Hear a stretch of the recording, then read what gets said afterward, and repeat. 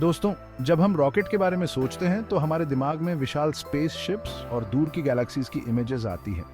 लेकिन क्या आपने कभी सोचा है कि ये कमाल की टेक्नोलॉजी आई कैसे? ये कोई छोटी जर्नी नहीं थी दोस्तों। ये तो एक लंबी खोज का नतीजा था जो सदियों पहले शुरू हुई थी। दुनिया में पहला रॉकेट लॉन्च करने का आइडिया और इसे हकीकत बनाने का काम बहुत सारे साइंटिस्ट्स और इन्वेंटर्स ने किया, लेकिन मॉडर्न रॉकेट साइंस की नींव रखने वाले शख्स थे डॉ रॉबर्ट गोडार्ड। गोडार्ड सिर्फ एक साइंटिस्ट नहीं थे, वो एक विजनरी थे, एक सपने देखने वाले, जिन्होंने उस जमाने में स्टार्स पर नजरें गड़ा दी जब स्पेस ट्रैवल बस कल्पनाओं में ही होता था। उन्होंने 20वीं सेंचुरी की शुरुआत में रॉकेट टेक्नोलॉजी पर काम किया और पहला लिक्विड फ्यूल रॉकेट लॉन्च किया। ये एक ऐसा कारनामा था जिसने हमेशा के लिए इंसानी इतिहास और ब्रह्मांड को देखने का हमारा नजरिया बदल दिया। तो आइए इस वीडियो में हम डॉ रॉबर्ट गोडार्ड के असाधारण जीवन और काम के बारे में जानें, जो आधुनिक रॉकेट साइंस के जनक बने। रॉकेट का इतिहास उतना ही पुराना है जितना कि खुद इंसानों का इतिहास। रॉकेट के सबसे शुरुआती रूप 9वीं सेंचुरी में प्राचीन चीन में युद्ध के दौरान इस्तेमाल किए जाते थे। अब ये आपके देखे हुए बड़े बड़े जटिल रॉकेट्स नहीं थे। ये बहुत ही सिंपल टूल्स थे जो बारूद से चलते थे। कल्पना करो कि आप 9वीं सेंचुरी में चीन में हो, युद्ध का मैदान धुएं और आग से भरा है और अचानक आप आसमान में एक चमकदार रेखा देखते हो। ये एक शुरुआती रॉकेट है जो अपने दुश्मनों पर हमला करने के लिए उड़ान भर रहा है। ये शुरुआती रॉकेट्स ने युद्ध के तरीकों को बदल दिया, जिससे सेनाएं पहले से कहीं ज्यादा दूर तक वार कर सकती थी। लेकिन यहाँ एक जरूरी बात है, ये शुरुआती रॉकेट्स ज्यादातर हथियार के रूप में इस्तेमाल होते थे, न कि वैज्ञानिक खोज के लिए। सदियों तक रॉकेट टेक्नोलॉजी धीरे धीरे आगे बढ़ती रही।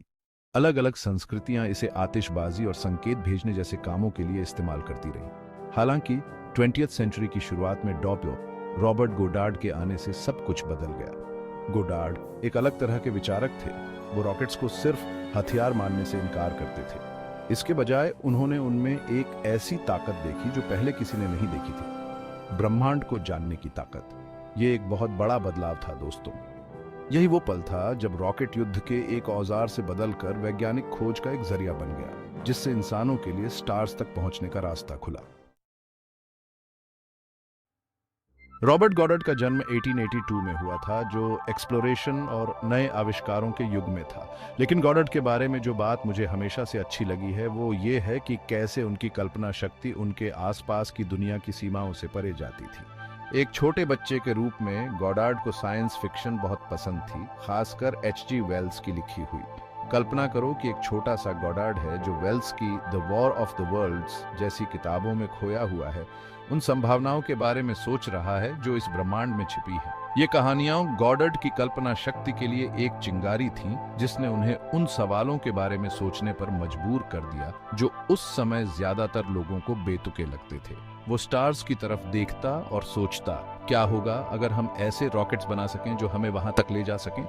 ये बस एक बचकानी कल्पना नहीं थी, गॉडार्ड के लिए ये एक चुनौती थी, एक ऐसी पहेली थी जिसे वो अपनी पूरी जिंदगी सुलझाना चाहते थे। गॉडार्ड को अंतरिक्ष में रॉकेट्स लॉन्च करने की प्रेरणा विज्ञान और एस्ट्रोनॉमी के प्रति उनके गहरे जुनून से मिली। उन्हें ये सोचने की प्रेरणा मिली कि अगर एक रॉकेट को धरती के गुरुत्वाकर्षण से बाहर निकाला जा सके तो उसे अंतरिक्ष में भेजा जा सकता है। बचपन से ही गॉडर्ड एक मेहनती और एक बहुत ही बुद्धिमान छात्र थे। उन्होंने फिजिक्स और मैथमेटिक्स की पढ़ाई की, खुद को उन सिद्धांतों को समझने के लिए समर्पित कर दिया जो उनके सपनों को हकीकत में बदल सकते थे। चैप्टर 3, पहला लिक्विड फ्यूल रॉकेट। अब यहीं से कहानी और भी मजेदार हो जाती है। उस समय के ज्यादातर रॉकेट्स ठोस ईंधन से चलते थे, जो असल में बारूद का ही एक एडवांस्ड वर्जन होता था। दिक्कत यह थी कि ठोस ईंधन पर भरोसा नहीं किया जा सकता था और इसे कंट्रोल करना बहुत मुश्किल था। गोडार्ड को एहसास हुआ कि असली सफलता लिक्विड फ्यूल में छिपी है। देखो, लिक्विड फ्यूल ठोस ईंधन से कहीं ज्यादा पावरफुल होता है और आप इसके जलने के तरीके को कंट्रोल कर सकते हैं, जिसका मतलब है कि आप रॉकेट की उड़ान को कंट्रोल कर सकते हैं। लेकिन लिक्विड फ्यूल रॉकेट बनाना बहुत बड़ी चुनौती थी। इसके लिए बहुत ही बढ़िया इंजीनियरिंग और एक बिल्कुल नए तरह के इंजन के डिजाइन की जरूरत थी। लेकिन गॉडर्ड ने इसे अपना मिशन बना लिया। उन्होंने सालों तक बिना थके मेहनत की अपने घर के पीछे और बाद में क्लार्क यूनिवर्सिटी में प्रोफेसर के तौर पर एक्सपेरिमेंट्स किए। क्या आप कल्पना कर सकते हैं, आपका प्रोफेसर रॉकेट्स लॉन्च कर रहा है? सोचता हूं उनके पड़ोसी क्या सोचते होंगे। और फिर द 16th of March 1926 को गॉडर्ड ने इतिहास रच दिया। मैसाचुसेट्स के एक फार्म में उन्होंने पहला लिक्विड फ्यूल रॉकेट लॉन्च किया जो कामयाब रहा। ये कोई बहुत बड़ा पावरफुल रॉकेट नहीं था, है ना? ये एक छोटी सी चीज थी जिसका नाम था नेल। यह रॉकेट, जिसे उन्होंने खुद डिजाइन किया था, 2.5 सेकंड में लगभग 12.5 मीटर 41 फीट की ऊंचाई तक गया। ये छोटी सी कोशिश मॉडर्न रॉकेट साइंस की तरफ एक बहुत बड़ा कदम था। चैप्टर 4, कैसे की योजना। अब गॉडर्ड की असली खूबी सिर्फ लिक्विड फ्यूल की अहमियत को समझने में ही नहीं थी। असली बात थी प्रॉब्लम्स को सॉल्व करना, उन चुनौतियों का सामना करना जो उस समय दूसरों को नामुमकिन लगती थी।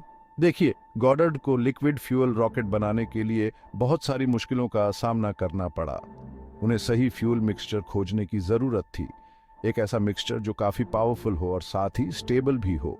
उन्हें एक ऐसा इंजन डिजाइन करने की जरूरत थी जो उन टेम्परेचर्स और प्रेशर का सामना कर सके जो एक रॉकेट लॉन्च के दौरान पैदा होते हैं। और उन्हें ये सब कुछ खुद से शुरू करना पड़ा, क्योंकि उस समय ऐसा करने का कोई तरीका नहीं था।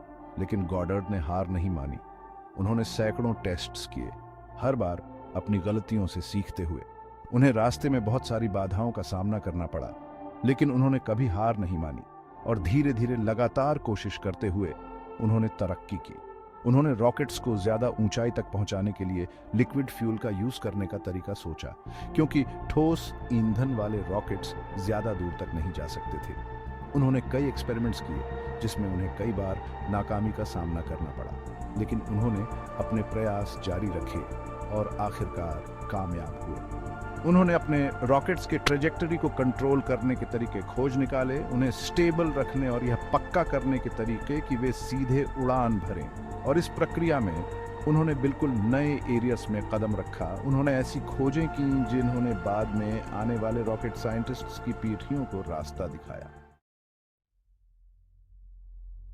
उत्तरों, एक स्थायी विरासत। रॉबर्ट गोडार्ड का देहांत 1945 में हुआ, लेकिन उनका काम जिंदा रहा, मॉडर्न रॉकेट साइंस की नींव बनकर। उनके लिक्विड फ्यूल रॉकेट्स ने एक तकनीकी क्रांति की शुरुआत की, जिससे आखिरकार इंसानों को अंतरिक्ष में पहुंचाया जा सका और हमें चांद पर ले जाने वाले शक्तिशाली रॉकेट्स का निर्माण हुआ। गोडार्ड की सोच और उनके प्रयोगों ने रॉकेट साइंस को एक नई दिशा दी और इससे प्रेरित होकर भविष्य के वैज्ञानिकों ने अंतरिक्ष अन्वेषण की दिशा में कदम बढ़ाया, जिससे बाद में स्पेसशिप्स और उपग्रहों की लॉन्चिंग संभव हो सकी। आज जब भी हम रात के आसमान में एक रॉकेट को ऊपर की ओर जाते हुए देखते हैं, तो हम रॉबर्ट गोडार्ड के विजन और प्रतिभा को देख रहे होते हैं।